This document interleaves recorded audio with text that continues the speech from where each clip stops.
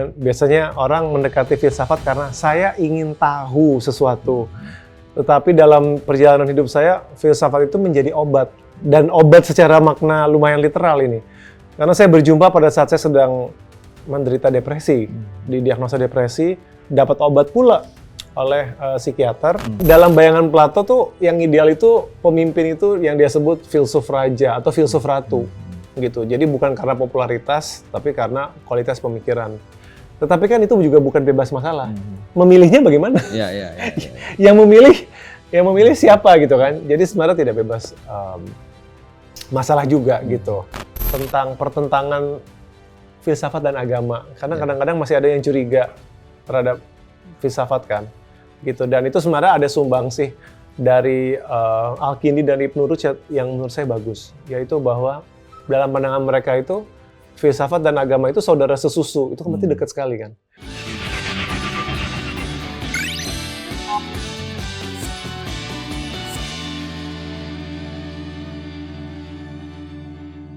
Selamat datang semuanya, selamat pagi, selamat datang di Diskursus Literasi yang didukung oleh Bukuku. Ya. Episode ini sangat menarik ya. Karena kita akan bicara dengan orang yang boleh jadi teman tongkrongan kita untuk ngobrolin apa saja, terutama kalau kita mau menyentuh hal-hal yang filosofis atau ada quote-quote dari para filsuf yang mungkin selama ini kita dengar-dengar aja. Mungkin kita lihat quote-quote-nya itu wirawiri di sosial media. Tapi kita akan ngobrol langsung dengan penulis buku Filsafat Punya Bakat, Bang Henry Manampiring. Selamat pagi, Bang. Selamat pagi. Terima kasih sudah hadir.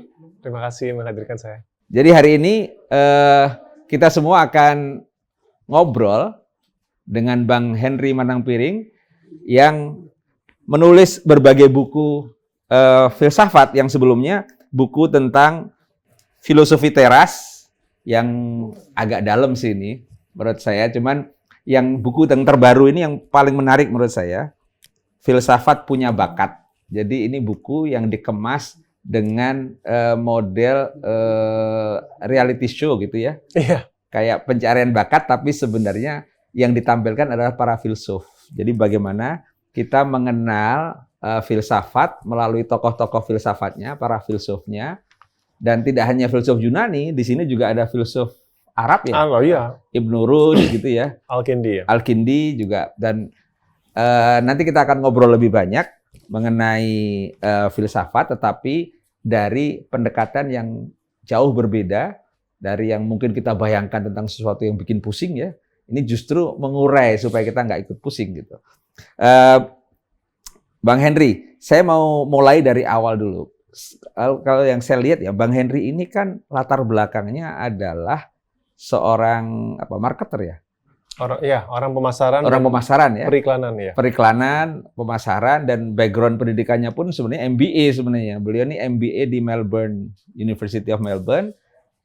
S1-nya di Unpad juga manajemen. Akuntansi, malah akuntansi itu. Kemudian kita kenal sekarang sebagai penulis buku filsafat. Walaupun nanti kita konfirmasi sebenarnya beliau ini mau jadi filsuf atau gimana.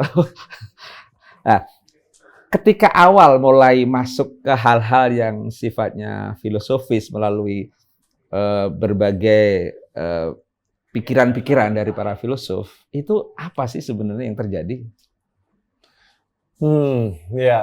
Sebenarnya dia itu adalah sebuah perjalanan ya, perjalanan terus dan tidak ada istilah satu titik balik gitu. Jadi saya memang punya pengalaman 25 tahun bekerja di korporat, tapi saya sebenarnya menulis juga udah lama. Sebenarnya mulai dari blogger, baru menerbitkan buku gitu.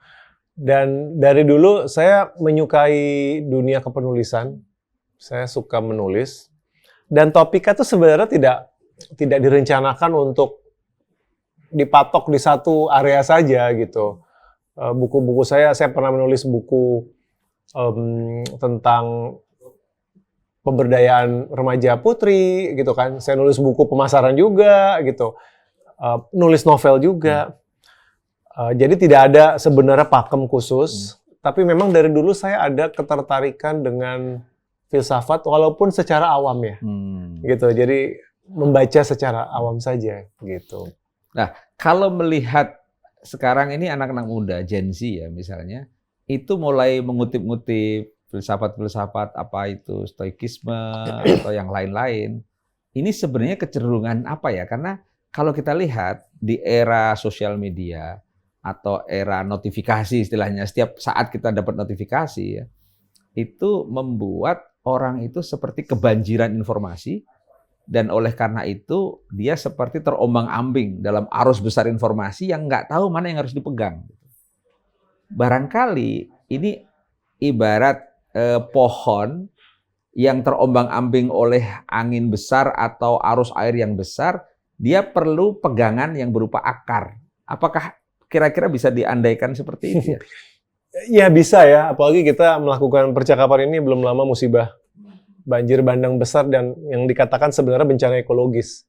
Bukan hanya sekedar bencana alam ya, tapi ada ekologis. Saya merasa ada paralelnya di situ, yaitu banjir informasi itu kan seperti curah hujan informasi yang sangat lebat kan. Gitu. Kalau kita tandus, tanah mental kita tandus, mudah longsor, mudah terbawa banjir. Dan saya pikir belajar pemikiran-pemikiran zaman dulu yang sudah teruji. Karena mereka kan ribuan tahun bertahan, itu masih dibahas tuh berarti kan ada terbukti teruji ya. Itu tuh ibaratnya kita, maaf, kita ibarat tuh seperti menanam hutan intelektual gitu. Semakin banyak buku yang kita baca, semakin banyak tulisan yang kita baca, itu seperti kita menanam pohon-pohon pemikiran besar, supaya kalau hujan informasi deras, enggak jadi banjir. Jadi itu saya pikir analogi yang menarik dari Mas Aman. Jadi kalau kita punya pegangan, entah itu hal-hal yang filosofis, itu seperti akar yang menancap, menghujam tajam gitu ya. Betul, sehingga menjaga. kita mencakar bumi yang kuat, sehingga kita nggak terombang-ambing oleh banjir informasi gitu. Apalagi anak-anak Gen Z yang setiap saat bisa berubah dari mana informasi itu ada ya. Nah, kemudian balik ke ini Bang Henry. Ketika awal-awal Anda berkenalan dengan filsafat, sebagai seorang marketer ya, seorang yang aktif bekerja di periklanan segala macam. Di satu sisi kan periklanan itu kan sangat sangat deras juga arus perkembangannya kan, terutama dalam konteks ini ekonomi, kemudian kapitalisme juga lagi kencang juga. Tapi di sisi lain terus Anda ketemu dengan filsafat yang saya baca stoikisme misalnya. Apa yang membuat jatuhnya kemudian pilihannya pada stoikisme? Iya, itu nggak ada yang merencanakan hidup seperti itu. Dan mungkin dalam pengalaman saya tuh menariknya filsafat itu datang sebagai obat. Bukan sebagai pengetahuan. Dan biasanya orang mendekati filsafat karena saya ingin tahu sesuatu. Tetapi dalam perjalanan hidup saya, filsafat itu menjadi obat. Dan obat secara makna lumayan literal ini. Karena saya berjumpa pada saat saya sedang menderita depresi. Didiagnosa depresi, dapat obat pula oleh psikiater. Saya bertemu dengan stoikisme melalui buku. Dan kemudian saya pulih. Gitu. Jadi, filsafat itu bagi saya lebih daripada sekedar pengetahuan yang ada di kepala ya. Tapi benar-benar sampai ke level hati gitu, sampai level batin malah. Jadi singkat cerita itu depresi saya sembuh lebih cepat. Karena saya mendalami filsafat dan khususnya aliran stoikisme yang kemudian saya bagikan, saya putuskan saya berbagi kepada teman-teman di Indonesia dalam bentuk buku. Yang menarik saya ingin tahu tuh, apa item-item di stoikisme, katakanlah uraian-uraian singkatnya, yang kemudian bisa menghujam tajam ke hati, pikiran, dan mungkin jiwa dari Bang Henry? Apa item-item yang menarik di situ? Yang paling terkesan tuh adalah bagaimana kita akuntabel terhadap pemikiran dan kemudian emosi kita sendiri. Itu keras sekali ajaran itu, akuntabilitas emosi. Apa itu artinya akuntabilitas emosi? Kita tidak boleh menyalahkan emosi kita pada pihak eksternal. Kan biasanya kita begini, kenapa kamu cemberut? Habisnya atasan di kantor. Ya. Kenapa kamu ngomel-ngomel? Habisnya pacar nggak balas pesan saya. Gitu kan. Kenapa marah-marah? Karena kebijakan pemerintah. Lihatlah bahwa kita selalu menyalahkan emosi kita, itu langsung kepada pihak lain. Stoikisme menolak itu. Stoikisme selalu bilang bahwa pemerintah rezim, mantan, bapakmu gitu kan, anakmu, itu nggak punya kuasa buat bikin kamu tuh marah, kesel, atau galau. Yang bisa tuh kamu sendiri. Caranya bagaimana? Dengan punya ekspektasi atau opini yang tidak rasional. Saya pakai contoh yang lebih mudah, misalkan saya marah-marah kalau nyetir mobil di tengah macet. Saya bilang saya marah-marah karena macet. Kalau kata stoikisme, enggak. Marah-marah itu tidak bisa bikin kamu, macet tidak bisa bikin kamu marah-marah. Karena kamu selalu diberi kemampuan buat memilih untuk tidak marah-marah. Kamu itu marah-marah bukan karena macetnya. Kamu itu marah-marah karena punya opini atau ekspektasi tertentu yang tidak rasional tentang macet. Misalkan, kamu punya opini bahwa, kok nyetir jam 5 sore di Jakarta harusnya nggak macet. Itu kan nggak rasional. Namanya jam pulang kantor. Gitu kan. Yang kedua, kamu mau expect apa dari kehidupan di kota naik mobil pribadi gitu. Jadi saya merasa tertegur karena saya nggak bisa menyalahkan siapa-siapa lagi. Oke, kalau gitu stoikisme yang Anda ketemu di situ dan merasa cocok itu memang intinya kemudian bagaimana kita mengkalkulasi apa yang bisa kita kendalikan dan apa yang nggak bisa kita kendalikan gitu ya. Secara rasional ya, secara rasional. Nah, lalu itu mengajarkan pada bagaimana mesti merespon keadaan, betul ya? Betul. Nah, apalagi yang item-item di stoikisme itu yang kemudian bisa diuraikan untuk kita bagi dengan teman-teman nih? Iya, jadi tadi menerima dikotomi kendali kita sebutnya ya, bahwa ada hal luar kendali dan itu jauh lebih banyak daripada hal yang bisa kita kendalikan, gitu. Kemudian yang menarik itu adalah melatih diri berpikir negatif. Lucu ya, itu agak counterintuitif. Melatih diri berpikirlah negatif. Seru kan? Biasanya kita disuruh gimana nih? Harus ada klarifikasi nih kalau salah paham. Iya. Biasanya kita kan disuruh berpikirlah positif. Hanya filsafat Stoik yang bilang nggak bisa. Kamu harus berpikir negatif. Kenapa? Karena hidup tidak peduli dengan rencana kita. Dan hidup seringkali tidak berjalan sesuai kemauan kita. Jadi kalau hidupmu hanya berpikir positif, ya, kamu akan jatuh pada situasi-situasi yang tidak menyenangkan dan kamu tidak siap. Dan itu kan ada kritik terhadap positive thinking sebenarnya, bahkan dari dunia psikologi modern. Bahwa kalau ajaran itu kebablasan, itu malah membuat kita tidak siap, gitu. Karena hidup semesta itu tidak nurutin maunya kita. Berpikir negatif dalam konteks stoik itu sebenarnya sifatnya antisipatif. Misalkan saya diundang untuk podcast ini jam 10 pagi. Berpikir negatif itu artinya menyadari kemungkinan bahwa bagaimana kalau nanti kendaraannya nggak datang on time. Bagaimana kalau nanti misalkan ada macet luar biasa, gitu. Itu kan harus dipikirkan supaya saya bisa bersiap. Mengantisipasi situasi kalau yang tidak sesuai harapan. Betul. Gitu ya. Kalau berangkat jangan mepet, gitu kan. Udah cek dulu rutenya supaya nggak nyasar. Lihat dulu titiknya di mana. Itulah dimaksud dengan berpikir negatif. Kita tidak memaksa semesta itu untuk berjalan sesuai maunya kita. Oke. Kemudian kalau kita lihat setelah itu kemudian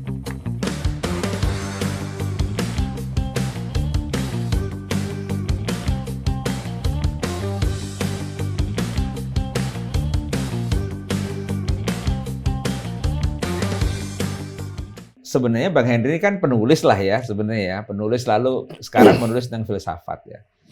Dan kebetulan buku yang terakhir ini menarik sekali, Filsafat Punya Bakat, ini tentang 12 filsuf dikemas dalam seolah-olah ada reality show gitu ya. Iya. Dan ini pemikiran yang ribuan tahun yang lalu, kita Indonesia merdeka baru 80 tahun ya. Ini 2.500 tahun pemikiran-pemikiran yang sudah hidup dan teruji ya. Yang saya ingin tahu ini untuk diketahui juga oleh teman-teman bahwa buku ini diterbitkan oleh Naora ya. Naora itu bagian dari Imprintnya Mizan ya, grupnya Mizan. Dan di sesi ini kita kerjasama antara bukuku dengan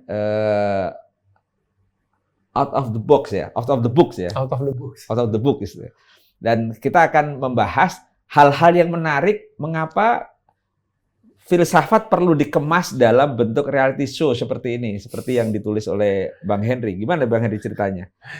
Iya, jadi saya ceritain dulu konsep bukunya. Ya. Ini kategorinya sebenarnya fiksi. Oh, fiksi. Okay. Iya, karena dia sebenarnya bacanya kayak novel, banyak elemen fiksi, tetapi memang menggabungkan tokoh-tokoh yang historis ya. 12 filsuf. Jadi idenya muncul saat saya kuliah lagi.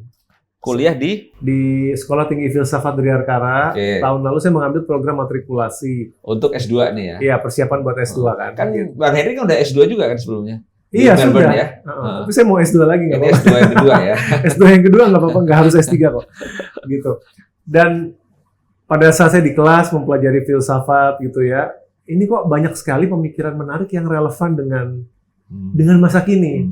Saya pikir kesalahpahaman banyak orang itu adalah filsafat itu tidak ada persentuhan dengan dunia kita sekarang, gitu. Dan itu keliru besar. Nah, karena saya mungkin orang marketing, Mas, Oke. karena saya orang periklanan, itu kan selalu ditekankan Ya. komunikasi kamu tuh harus nyambung loh. Kalau di dengan pemasaran, audiens ya. dengan audiens Dengan kan. market lah ya. Kan harus gitu kan. Bahasanya mudah dimengerti dong gitu. Nah, saya menerima tantangan itu bagaimana saya menulis filsafat tidak seperti buku teks, buku kuliah yang membosankan, tapi dengan cara yang seru. Kebetulan saya tuh suka nonton reality show. Oke. Suka Indonesian Idol, Indonesia Got Talent lah, The Voice. Saya senang. Jadi namanya mungkin X imajinasi. Factor juga ya. X Factor gitu kan. Jadi mungkin namanya imajinasi penulis, saya gabungkan aja nih. Gimana ya kalau filsuf itu saya hidupkan kembali, yang udah, ini kan semuanya udah nggak ada ya. Saya hidupkan kembali dan mereka tuh diundang ke panggung.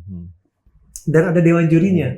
Nah, ini sebenarnya karakter dewan juri di buku ini penting sekali. Ada 4 orang kan. Kayak kita nonton Indonesian Idol kan ada 4 orang juri, itu ada Mas Anang, kalau luar negeri ada Simon Cowell. Itu penting karena mereka mewakili kita menginterogasi tokoh-tokoh ini supaya terjadi dialog. Nah, itulah buku filsafat punya bakat. Ya. Kemudian ini kalau melihat 12 filsuf yang ditampilkan ya, biasanya buku-buku filsafat kan menampilkan filsuf-filsuf Yunani ya. Tapi ini ada filsuf dari belahan lain nih, dari Italia ada Machiavelli. Italia ada juga Machiavelli ya. Betul. Kemudian ada Al-Kindi ya. Ada Al-Kindi, ada Ibn Rushd yang kita kenal dalam pemikiran Islam. Nah, kalau tidak salah tadi kan ini dari perkuliahan matrikulasi ya. Iya. Ini luar biasa teman-teman. Jadi Bang Henry ini mengambil S2 lagi di Sekolah Tinggi Filsafat Driarkara untuk bidang filsafat, baru matrikulasi, belum masuk S2-nya. Sudah jadi satu buku. Nah, kalau melihat ini sepertinya kan Bang Henry sekolah filsafat itu bukan mau jadi filsuf kayaknya ya. Enggak. Tetap marketer nih ya. Bukan marketer, penulis. Oh, penulis. Oke. Nah, saya kuliah buat membantu saya jadi penulis. Oke, nah. Dan kelihatannya dengan sajian seperti ini Bang Henry bukan mau jadi filsuf ini, tapi mau berbagi sama kita. Belajar filsafat ternyata asik loh. Jadi Bang Henry ini mau sharing lah, istilahnya apa, teman tongkrongan lah ya, untuk ngobrolin. Ya, jadi kita kalau mau bikin status bisa ngambil quote-quote dari filsuf-filsuf yang keren, tapi kita paham apa itu. Lah, boleh diurai Bang. Hal-hal yang menarik dari buku ini, terutama kalau kita lihat dari 12 filsuf yang tampil di sini, ini apa aja yang bisa kita bagi dengan teman-teman? Waduh, banyak sekali ya. Filsufnya aja ada 12. Saya mungkin mau menyentuh sedikit tentang sosok di tengah itu, perempuan namanya Hypatia. Kenapa saya merasa penting menampilkan beliau? Hypatia. Karena memang dalam tradisi filsafat umumnya, mau barat mau itu, filsuf perempuan memang jarang terangkat. Padahal ada. Ada banyak sebab, mungkin mereka sengaja disisihkan dari catatan historis, tapi bisa juga karena kultural. Karena nggak bisa dipungkiri waktu itu memang relasi laki-laki dan perempuan itu kan memang berbeda. Tapi saya ingin pembaca itu mencatat ada pernah filsuf perempuan namanya Hypatia. Ini saya jadikan dia kayak hostnya, gitu. Karena dia yang harus mampu memandu acara. Jadi itu kisah hidupnya sebenarnya tragis karena Hypatia itu kan matinya di persekusi. dieksekusi oleh kelompok agama Kristen waktu itu, yang fanatik sekali, gitu. Jadi saya ingin orang mengingat dia. Hal-hal yang menarik itu adalah, menurut saya setiap dari mereka itu punya sesuatu yang bisa ditarik ke kehidupan kita bahkan di Indonesia, gitu. Saya suka mengawali misalkan dengan Plato, ya. Plato itu punya pandangan yang sangat sinis terhadap demokrasi. Menarik nih kita ngomongin demokrasi ya. Kadang-kadang kita tumbuh besar itu langsung mengamini bahwa demokrasi terbaik, ya nggak? Udahlah demokrasi gitu. Kadang-kadang kita perlu perspektif berbeda bahwa demokrasi itu nggak sempurna loh. Demokrasi itu banyak kelemahannya. Dan itu harus Plato yang ngomong gitu. Plato bilang. Karena dia gurunya filsuf ya. Karena gurunya Socrates itu kan dihukum mati dengan cara demokratis, pemungutan suara. Jadi kayaknya dia trauma. Dan dia lihat sistem demokrasi yang mengandalkan suara terbanyak itu punya kelemahan, yaitu orang yang populer bisa mengalahkan orang yang kompeten. Dan kita mungkin menyadari itu ya, setiap pemilihan itu kadang-kadang ini wakil rakyat kita ini beneran kompeten atau karena cakep, artis atau lucu gitu loh. Tapi mudah mendulang suara. Kalau yang dibayangkan Plato seperti apa? Nah, dalam bayangan Plato tuh yang ideal itu pemimpin itu yang dia sebut filsuf raja atau filsuf ratu, gitu. Jadi bukan karena popularitas, tapi karena kualitas pemikiran. Tetapi kan itu juga bukan bebas masalah. Memilihnya bagaimana? Yang memilih siapa gitu kan? Jadi sebenarnya tidak bebas masalah juga gitu. Tapi saya pikir itu sesuatu yang yang dekat dengan realita kita sehari-hari. Epikuros menarik tentang FOMO sebenarnya. Dia itu sebenarnya banyak sindiran tentang FOMO. Jadi walaupun dia nggak bilang FOMO ya, 2500 tahun lalu belum ada FOMO. Kalau kita lihat FOMO ya, FOMO itu kan sebenarnya menggejala sekarang ini. Kalau dulu kita mungkin di tongkrongan, misalnya di gang, di tempat kita nongkrong gitu hanya terbatas ya. Sekarang ini tongkrongan kita itu nggak di situ. Tongkrongan kita itu dengan semua orang di seluruh dunia. Sehingga seolah-olah kita harus kayak itu tuh, kayak gitu. Kalau nggak ikut tren kayaknya kurang keren gitu ya. Akhirnya kita sendiri bingung mau ngapain nih. Setiap hari berubah. Nah, kalau melihat fenomena FOMO dan kemudian kita baca nih beberapa filsuf yang katakanlah bisa kita ambil sisi-sisi yang baik buat memandu kita, itu apa, Bang Henry? Oh, bisa banget. FOMO itu kan cuma gejala buat saya. Hanya akibat gitu. Kita harus makan di tempat yang viral, iya kan? Kadang-kadang kita ke tempat-tempat yang harusnya sakral, maksa selfie sampai ditegur. Hei, ini bukan tempat ini tempat ibadah, kenapa pada selfie gitu kan? Gitu. Itu tuh cuman gejala, harus dicari penyebabnya apa. Dan penyebabnya ditengarai itu kan adalah kita ini haus validasi. Oke, haus validasi. Sampai-sampai ada kebiasaan. Kalau biasanya orang makan di restoran atau di mana, itu kan berdoa dulu. Tapi enggak, ini selfie dulu sambil foto makanan. Foto makanannya gitu kan. No pic hoax gitu. Jadi seolah-olah hidup saya itu harus dibuktikan kepada orang lain. Dan pembuktiannya itu bentuknya adalah saya punya barang terbaru, saya punya tumbler yang mahal, saya pergi ke tempat wisata yang terkini gitu. Nah itu kan sebuah potret yang sebenarnya memprihatinkan. Karena berarti nilai diri kamu sebagai manusia itu tergantung atau ditetapkan oleh tren. Gitu. Kalau kita pikirkan itu sebenarnya agak sedih sih. Gitu kan. Kalau saya tidak punya tumbler terbaru, saya bukan manusia gitu. Tapi kan gini ya, kan secara alamiah di psikologi itu ada yang Maslow ya bilang ya, itu bahwa kebutuhan manusia itu ada kebutuhan fisiologis ya. Orang itu butuh duit, butuh mobil, butuh segala macam yang sifatnya gaji gede segala macam biar bisa. Kemudian butuh keamanan, tapi memang butuh pengakuan, validasi. Nah, bukankah itu bagian dari alamiah di dalam diri manusia ya? Betul, tapi mau berhenti di situ terus apa enggak gitu. dan sampai taraf mana? Karena kebutuhan kita buat diterima kelompok itu memang sehat. Saya mau dong punya teman-teman yang menerima saya. Tapi diterimanya untuk alasan apa nih? Saya diterima karena saya orang yang baik, karakter yang baik, atau saya diterima hanya karena saya punya iPhone terbaru.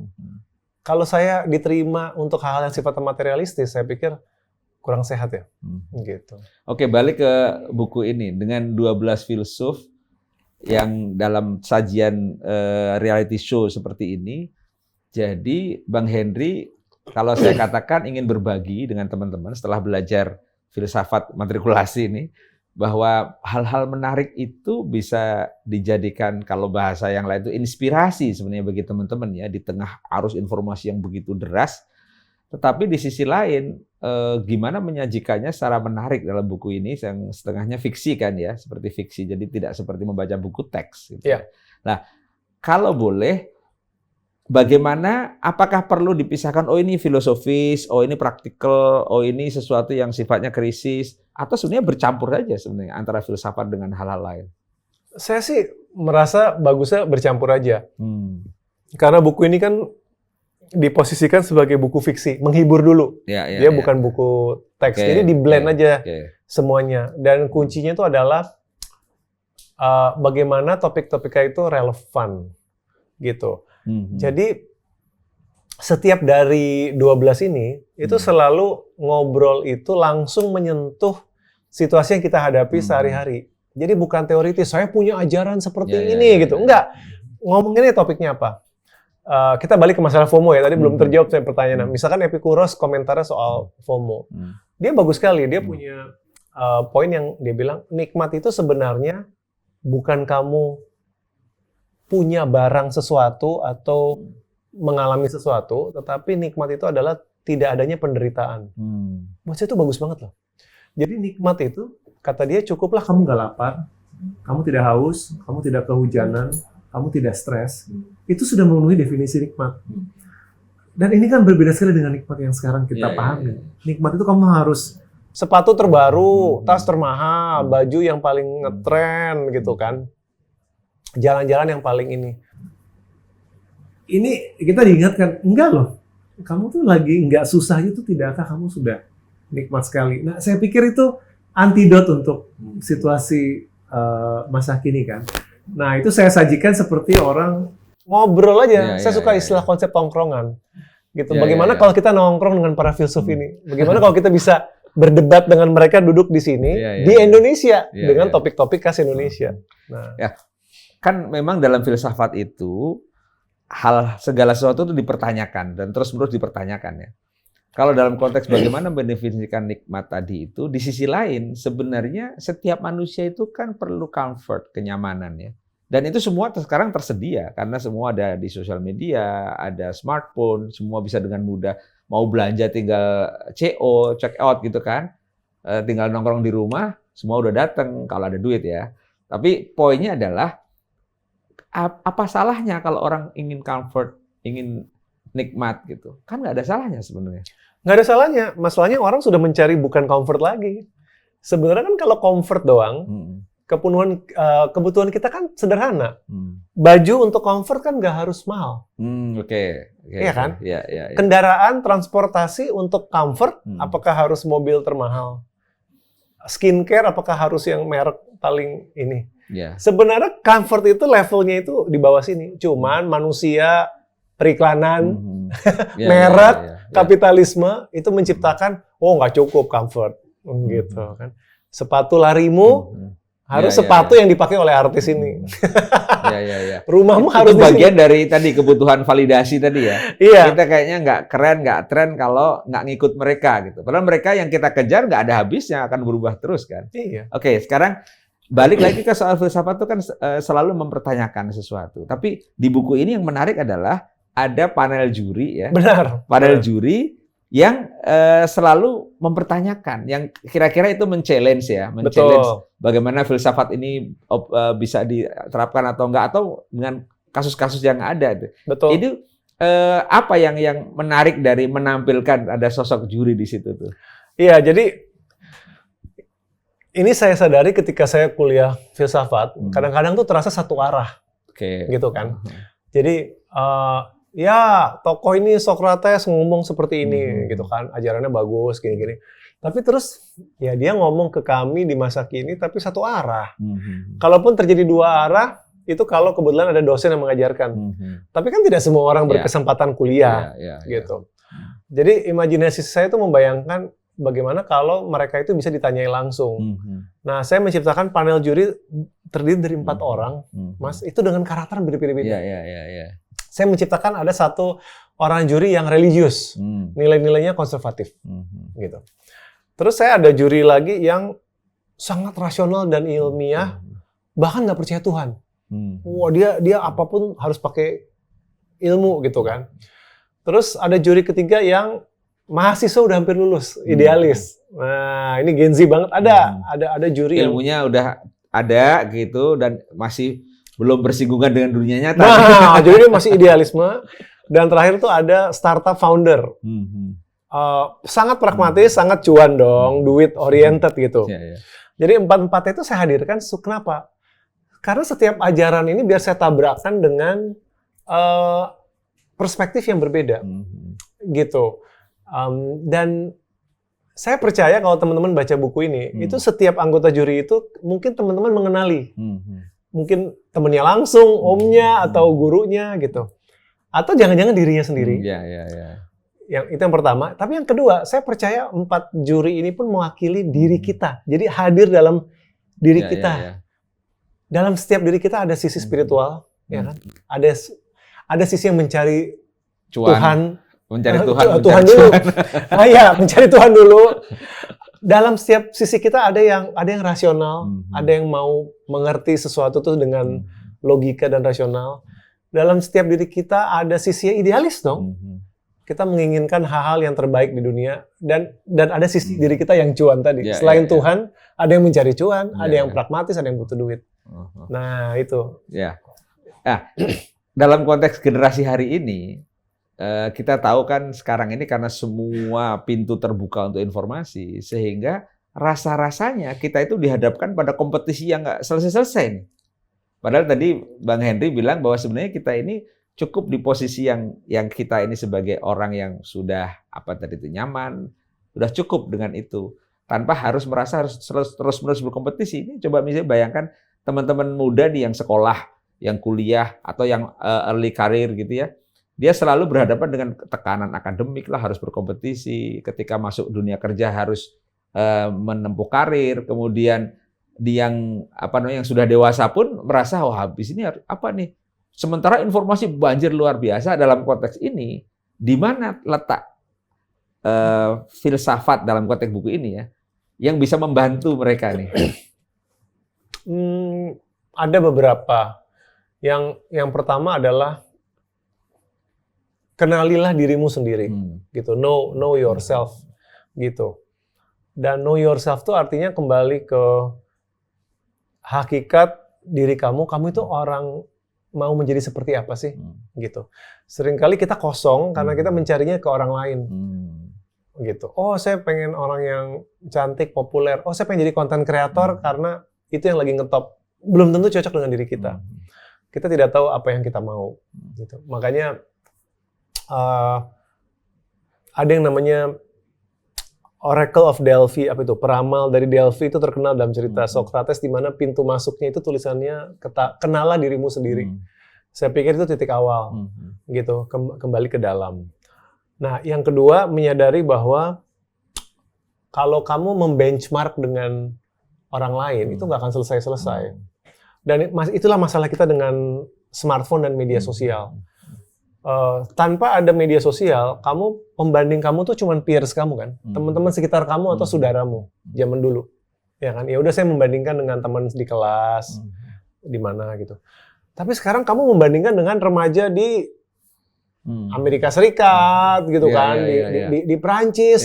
Kamu membandingkan dengan selebriti yang kamu nggak kenal, gitu kan? Apa yang mereka pakai, apa yang mereka makan, apa yang mereka minum gitu.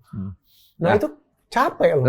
Di sini tadi titik ketika Bang Henry menemukan stoikisme sebagai katakanlah cara pandang baru ya. Nah dalam konteks ini kembali ke diri sendiri, cukup dengan apa yang ada dan seterusnya itu memandu kita supaya konsisten di situ seperti apa? Tetap dengan rasional itu atau mendalami lagi? Ya tentunya berpikir dengan rasional dan sebenarnya kalau praktisnya ya, sebenarnya diet atau mengurangi asupan yang nggak bermutu lah dari media sosial, gitu. Dan saya jadi ingat cerita Epicurus ya. Epicurus itu kan ngajarin muridnya tuh keluar dari kota, Kalau kita Oke. bilangnya slow living. Hmm. Jadi mereka tuh dulu nggak mau tinggal di tengah kota. Hmm. Dia mendirikan sekolah itu keluar karena kata dia hidup di kota itu stres, banyak intrik politik dan lain-lain. Ini memang ada pro dan kontra ya, karena kesannya mengasingkan diri. Tapi saya menariknya ke masa sekarang, jangan-jangan kita perlu juga keluar dari hiruk pikuk media sosial supaya kita ada waktu untuk membaca, konsentrasi. Supaya kembali ke diri itu betul-betul bisa dilakukan ya. Iya. Nah kalau boleh ya, kalau boleh ada mungkin memahami atau menerapkan hal-hal yang sifatnya filosofi atau filsafat itu secara tidak tepat. Ada nggak di dalam buku ini yang katakanlah mestinya begini kok begini gitu? Kalau filsafat sering disalahpahami itu kan sering ya. Tetapi mungkin di sini menarik tentang pertentangan filsafat dan agama. Karena kadang-kadang masih ada yang curiga terhadap filsafat kan. Gitu. Dan itu sebenarnya ada sumbangsih dari Al-Kindi dan Ibnu Rushd yang menurut saya bagus. Yaitu bahwa dalam pandangan mereka itu filsafat dan agama itu saudara sesusu. Itu kan berarti dekat sekali kan. Gitu. Dan Ibnu Rushd bilang kebenaran nggak mungkin bertentangan dengan kebenaran. Jadi nggak mungkin nih ada kebenaran dari golongan lain menjadi salah hanya karena mengucapkan golongan lain. Kadang-kadang kita kan hidup di segmen yang ngomong siapa sih non-muslim ya? Oh berarti dia nggak benar, udah pasti nggak benar. Atau sebaliknya gitu kan. Orang non-muslim bilang, oh yang muslim yang ngomong itu ya berarti salah. Padahal yang namanya kebenaran itu nggak mungkin tergantung label gitu. Dan makanya mereka katakan, saya tertarik tuh, bahwa kalau kamu menemukan filsafat sama agama bertentangan, itu cuma ada dua kemungkinan, kata dia. Yang pertama, filsafatnya memang keliru. Jadi mereka kan mengamini tetap wahyu dari Tuhan itu harus tertinggi. Tetapi ada kemungkinan yang kedua, tafsir agamamu yang salah, kata dia. Filsafatnya udah bener, tapi kamu memahami agamamu kurang. Sehingga ini jadinya kesannya berseberangan. Padahal berdua ini tidak akan berseberangan. Pas saya baca itu saya cukup tersentuh ya, karena menurut saya mereka mengajarkan jangan paranoid dulu nih, gitu. Kita belajar sama-sama gitu, cari inti kebenarannya lebih penting daripada melabelkan ini punya kelompok ini punya golongan ini sesat. Langsung. Kan dalam filsafat itu ada yang namanya dialektika ya. Nah sebenarnya kan kalau perdebatan yang sebenarnya juga nggak kunjung selesai juga antara filsafat dan agama itu, di satu sisi kan ya kebenaran dari Tuhan melalui wahyu itu harus dipegangi paling. Tapi kemudian yang tadi disampaikan itu filsafat itu memperkuat posisi agama bukan hanya sebagai dogma, tapi juga sesuatu yang bisa dipegangi secara rasional kan. Gitu ya. Nah itu ya sebenarnya bagian dari filsafat itu sendiri, dialektika yang nggak kunjung selesai itu untuk menemukan kebenaran itu kan. Nah tapi kemudian ada kalau bagian anak muda ya apa yang disebut sebagai toxic positivity itu. Apa yang kalau dalam filsafat, apa yang bisa dibantu dari sisi itu? Ya, kita kembali ke filsafat stoik tadi sih, gitu. Toxic positivity itu kan, kalau saya nggak salah nangkep ya, itu ketika kamu berpikir positif itu, kamu artikan itu akan menciptakan keadaan yang ideal buat kamu. Kan sering kayak gini, jangan mikir yang jelek-jelek, nanti kejadian. Pernah dengar gitu kan? Ya kan? Kamu mikir yang bagus-bagus aja supaya kejadian bagus. Itu menurut saya toxic positivity. Jadi kamu berpikir positif dengan pamrih. Berpikir positif dengan pemaksaan bahwa apa yang terjadi nanti harus sesuai dengan positive thinking saya. Nah itu dilabrak tuh sama filsafat stoik. Bahkan ada Marcus Aurelius, salah satu tokohnya itu mengajarkan bahwa dia kalau bangun pagi, dia mengingatkan dirinya itu bahwa hari ini dia akan ketemu orang-orang yang nyebelin. Lucu ya? Kita tulisannya tuh di buku meditation, dia bilang, hari ini saya akan ketemu dengan penjilat lah, orang yang pemarah, pembohong, penipu. Jadi antisipasi gitu ya? Akhirnya harus mengantisipasi. Dia hanya mengingatkan bahwa hidup tidak sempurna. Hidup tidak orang sempurna. Itu macam-macam di luar sana. Tidak semua orang baik. Tetapi ada penutupan kalimat yang bagus. Tapi mereka tidak bisa menyeret saya menjadi orang yang tidak baik. Itu bagus loh. Itu artinya pilihan. Seberapa brengseknya dunia di luar sana, saya nggak boleh ketarik. Dan saya mampu untuk itu. Menarik ini, karena kan kalau kita tadi bicara filsafat dan agama, bagaimana dialektika di situ saling menguatkan kan. Kan kalau dalam agama di Islam itu kan ada tuh wahyu yang menyebutkan bahwa setelah kesulitan ada kemudahan gitu ya. Padahal tuh makna ayatnya sebenarnya bukan setelah tuh. Bersama kesulitan ada kemudahan. Inna ma'al usri yusra. Jadi Tuhan itu menciptakan kesulitan bersama kemudahannya. Sepaket ya. Sepaket. Dan karena sepaket, maka kalau kita lagi dapat kemudahan semua, kita mesti waspada nih. Ini persis tuh seperti yang bahwa antisipasi terhadap hal-hal yang mungkin bahwa di dunia ini tidak semuanya baik-baik saja. Jangan jumawa, jangan Betul. terlena. Ya. Ini saling menguatkan nih dari sisi itu ya, antara filsafat dan agama ya. Nah, kemudian kalau boleh diberikan semacam apa ya pandangan bagi teman-teman muda itu ya, di antara dunia yang serba FOMO, serba notifikasi, serba sosial media, gimana supaya bisa berpikir jernih, stay pada diri sendiri, tetapi tetap punya akar yang kuat. Kalau boleh disarankan. Ini tips praktis ya. Ya. Benar-benar kita harus sadar konsumsi digital kita sih, khususnya media sosial atau apalah itu, saya nggak tahu namanya. Sadar itu artinya mengurangi atau enggak atau gimana? Mindful dan kalau penggunaannya sudah kelewat batas tuh mengambil langkah-langkah yang sengaja untuk mengurangi. Kenyataannya itu para pemilik aplikasi, ya, pemilik media sosial gitu, itu tuh mendesain dengan sengaja supaya kita tuh kecanduan kan, supaya kita itu hook, nggak berhenti nge-scroll gitu loh. Nah itu bahkan sudah ada fenomenanya namanya brain rot ya. Jadi otak kita ternyata mengkerut kalau kita kebanyakan mengkonsumsi konten. Ada latihan secara praktis nggak yang ya apa misalnya dikasih waktu tertentu aja untuk sosial media atau? Kalau saya sih menyalakan pembatas waktu. Jadi saya menyalakan di aplikasi saya itu berhenti 1,5 jam dalam sehari. Habis itu nggak bisa diakses lagi. Itu kan teknologi memberikan solusi untuk masalah yang diciptakan oleh teknologi. Dan yang kedua, bacalah. Yeah. Sesuai ayat pertama kan? Yeah. Bacalah. Yeah. Membaca itu antidot terhadap sisi negatif dari media sosial. Belajarlah konsentrasi, membaca dalam jangka panjang. Oke, ini mumpung kita bicara tentang bagaimana tips praktisnya, saya ingin teman-teman audiens juga menyampaikan sesuatu, barangkali pertanyaan, kegelisahan atau apa. Dipersilahkan kalau ada yang mau bertanya atau berbagi sesuatu. Curhat boleh. Oh, bareng gitu. Curhat boleh. Karena Bang Henry ini sebenarnya lebih teman tongkrongan yang ngobrol filsafat, boleh. Silakan. Oke, pagi Pak. Pagi. Nama saya Jovanko Markus dari Universitas Nasional. Oh ya. Saya ingin tanya dua hal mungkin. Ya. Terkait yang buku tadi, Filosofi Teras dan juga Filsafat Punya Bakat.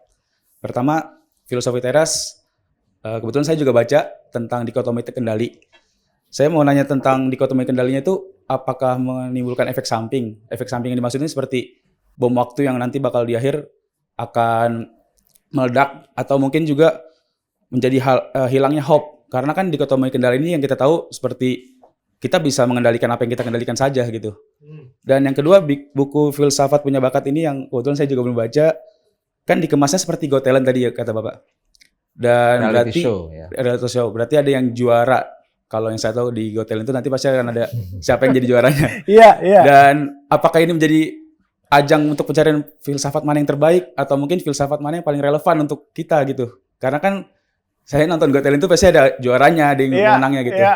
Mungkin itu saja yang bisa saya sampaikan. Terima kasih. Menarik, Mas Jovanko. Jovanko ya. Jovanko. Iya. Oke. Boleh langsung di ini langsung Bang aja Henry, ya. silakan. Karena saya bagus. Yang pertama, efek samping dari dikotomi kendali ada, dan efek sampingnya bukan dari konsepnya sendiri, tetapi sebenarnya dari salah pemahaman atau salah aplikasi. Jadi pertama nih, seringkali orang mengira dikotomi kendali itu mengajarkan apatis. Kan nggak bisa dikendalikan.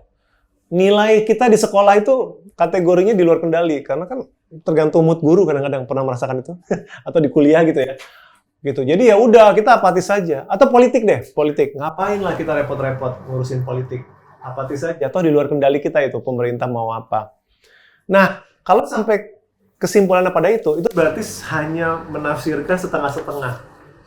Gitu. Karena dia lupa dalam setiap situasi itu ada porsi yang kita bisa kerjakan. Ya, saya ambil contoh. Betul bahwa nilai akhir itu tidak dibawa kendali kita. Itu haknya dosen atau guru. Tetapi kan ada porsi di bawah kendali kita. belajarnya sebaik-baiknya, bikin tugas sebaik-baiknya, ya kan? Nah ini sering nggak dilihat nih, karena kita mau males, kita langsung aja ya udahlah itu di luar kendali, berarti saya nggak usah ngerjain apa-apa, gitu, ya kan? Nah itulah kalau menafsirkan sesuatu separuh-separuh tuh jadinya seperti itu, atau kehilangan harapan. Tadi kamu bilang kehilangan harapan kan? Wah sudah nggak ada harapan karena semuanya di luar kendali kita. Yakin, yakin tidak ada porsi yang bisa kamu lakukan. Dalam negara demokrasi, betul kebijakan pemerintah mungkin banyak yang kita nggak bisa kendalikan langsung. Tapi kan ada mekanisme pemilu, gitu. Kalau kamu apatis dan golput, kamu benar-benar tidak terlibat sama sekali loh. Bersuara di media sosial, menggunakan hak untuk turun ke jalan untuk berdemonstrasi, itu kan hal-hal di bawah kendali kita. Ya. Nah ini sering nggak mau dipikirin. Karena kita males, kita maunya langsung lompat, yang ini nggak di bawah kendali kita. Terus soal ada juaranya nggak? Oh iya, ya. Saya mau tambahkan dulu untuk yang pertama tuh ingat ada ikhtiar, ada ikhlas. Buat saya tuh stoikisme itu ada ikhtiar, ada ikhlas. Orang jangan cuma di ikhlasnya doang, orang ada ikhtiarnya. Nah, soal yang juara, kamu bener. Saya mikirin ini dengan konsep reality show karena harus komplit. Jadi sebenarnya di akhir buku ini, nah ini menariknya. Teman-teman tuh seperti penonton media sosial, itu ada QRIS-nya. Kok QRIS? Ada QR code, sorry. Kalau QRIS mau bayar dong ya. Jadi ini ada, buku ini interaktif, jadi sesudah selesai teman-teman scan, nanti teman-teman voting. Persis kayak Indonesian Idol, persis kayak Indonesia Got Talent ada votingnya. Berarti harus baca sampai selesai. Sampai selesai, ditaruh di bab terakhir. Nah, tujuannya tentu bukan memilih yang terbaik, karena setiap filsuf ini ajarannya menarik ya. Tapi saya mau tahu bagi pembaca di Indonesia yang paling disenengin yang siapa sih? Gitu. Jadi terima kasih Jovanko. Menarik Jovan ya. Kalau yang Anda tulis di Bang Henry ya, ini kan seperti membuat filsafat dibikin populer gitu ya. Betul. Ada nggak katakanlah masukan kritik dari para senior tuh ya yang belajar filsafat atau di kampus lah ya? Ini filsafat jadi begini sih, gitu. Ada nggak gitu? Saat ini belum karena bukunya mungkin masih baru atau mereka sungkan ngasih tahu ke saya. Tapi biarkan saya mengkritik buku ini sendiri, gitu. Selalu ada trade off, selalu ada yang dikorbankan ketika kita mau memilih sesuatu, pasti ada sesuatu yang lain yang tidak terpinggirkan, pasti ada yang terpinggirkan. Dalam upaya saya membuat filsafat itu lebih sederhana, lebih aksesibel, lebih mudah dimengerti, itu pasti ada elemen yang dikorbankan. Dan elemen itu pasti adalah kedalaman. Gitu. Saya nggak mungkin memilih sesuatu. Saya nggak mungkin memilih dalam dan mudah dimengerti itu dalam satu paket tuh. Belum lagi ada keterbatasan jumlah halaman, Mas. Gitu. Saya nggak mungkin bikin buku terlalu tebal. Jadi pasti setiap ajaran yang saya pilih dari setiap filsuf ini, itu hanya sebagian kecil dari kekayaan pemikiran dia, gitu. Tapi itu saya bisa terima karena yang penting pembaca itu ibaratnya kalau makanan tuh ada icip-icipnya itu loh Mas, tahu kan yang piring yang sampel itu loh yang. Nah ini menarik nih, icip-icip itu kan apakah juga ada ide, misalnya Anda punya ide, ini perlu nggak filsafat itu mulai dikenalkan ke teman-teman sekolah ya, kelas menengah SMA atau SMP? Bisa. Gimana bayangannya seperti apa? Mulailah dari yang icip-icip dulu. Memang sayangnya belum banyak buku yang filsafat dengan cara yang ringan. Tapi udah ada di Indonesia kan Sophie's World, Dunia Sophie udah diterjemahkan. Gitu. Dunia Sophie sudah. Dunia Sophie itu bagus, walaupun cukup tebal ya. Dan buku filsafat punya bakat yang saya harap bisa dibaca oleh siswa kelas menengah pun bisa. Gitu. Kan di antara teman-teman muda ini kan ada yang menulis, entah itu menulis di status, menulis di blog, atau mungkin gimana caranya supaya mereka juga mulai mau mencicipi ya, icip-icip tadi ya, mencicipi ke filsafat, memasukkan dalam pikiran-pikiran kita, dalam argumen-argumen kita, itu menarik juga kan. Karena ternyata ada pasarnya loh, artinya gimana Bang Henry kasih saran itu? Ya, saya sih pulangkan lagi dengan penulis dan penerbit ya. Gitu, bagaimana kita sama-sama membuat makin banyak penulis yang menulis topik ini, gitu, dan juga penerbit tertarik merasa yakin bahwa oh ini ada pasarnya gitu. Makanya saya bersyukur sekali ada Noura. Karena Noura itu buat saya penerbit yang selalu konsisten menerbitkan buku filsafat populer gitu. Jadi dia mempertahankan eksistensi itu gitu. Oke, kalau sekarang Bang Henry kan belajar filsafat secara formal ya di Sekolah Tinggi Filsafat Dirgantara. Setelah matrikulasi nanti masuk program S2. Apa sebenarnya yang ingin Anda dalami lagi ya dalam konteks filsafat? Kan nggak mungkin sekedar icip-icip karena matrikulasinya aja udah jadi buku kan. Iya, saya sekarang sedang duduk di S2. Karena saya mengapresiasi sekali sejarah 2.500 tahun ini kan filsafat itu nggak stagnan ya. Ya. Jadi kalau dengar kata filsafat identik dengan Yunani kuno itu ya salah. Abad pertengahan melahirkan filosofinya sendiri, kemajuan Islam waktu itu melahirkan filsafatnya sendiri. Kita belum menyentuh filsafat Timur, ya, gitu.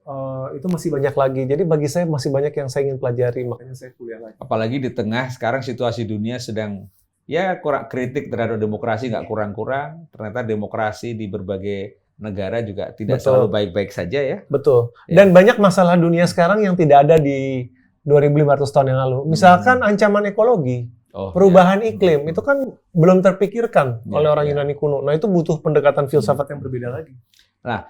Kalau boleh disajikan ya, misalnya buku Filsafat Punya Bakat ini kalau dalam satu kalimat apa yang ingin Anda sampaikan ke audiens, ke publik nih?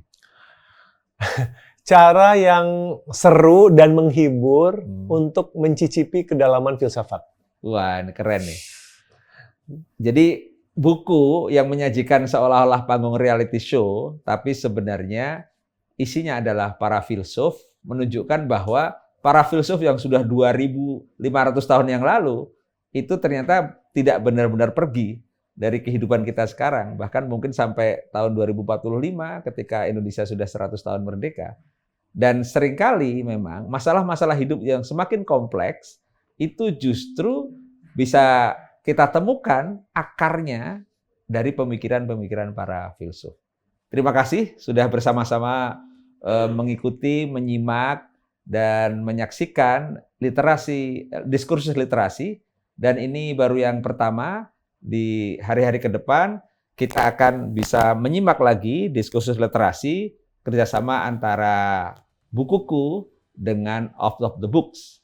Dan sampai ketemu pada kesempatan berikutnya.